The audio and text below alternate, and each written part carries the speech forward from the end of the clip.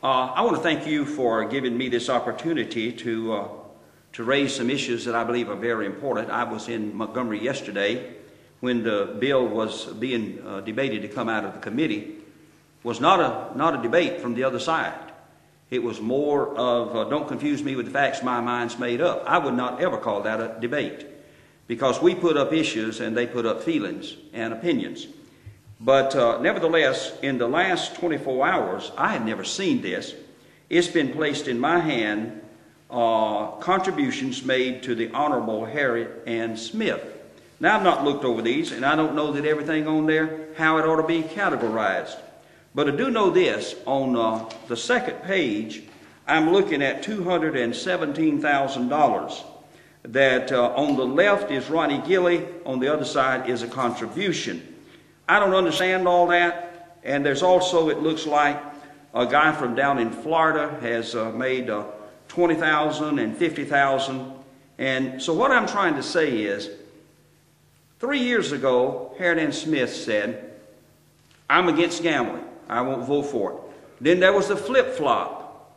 In the midst of this flip-flop, she became, seeming to me, greatly influenced by Ronnie Gilley.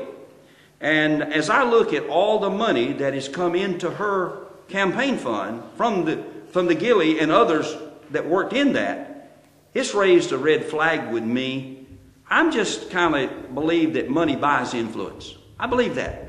So I'd like for somebody to say, I'd like for her to say, here's why I received this money, here's how I received this money, and look the people in the eye and say, it's not influenced me. I don't believe it. I was sitting there yesterday watching, and I want to tell you something. People buy influence on every level. And it's very difficult to stay in a neutral zone position. And we're trying to do that. So we're just trying to say to Harri Anne and others, why are you doing what you're doing? Why are you doing that? Now, in doing what you're doing, Harri Anne Smith has made the comment that she is against gambling, that she is for the people voting.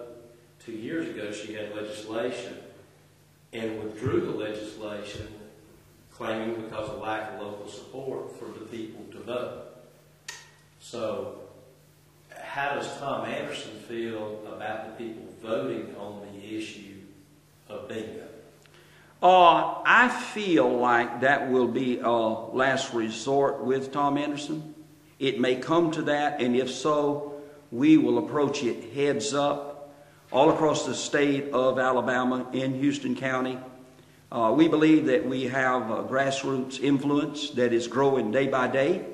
So if it comes to that, I'm going to play on a level field, straight up and down, as level as it can be, and I'll accept the outcome. But right now, I would like to think maybe tomorrow it wouldn't come out, that some of our people would rise up and say, this is not something we even need to consider. We've already considered it.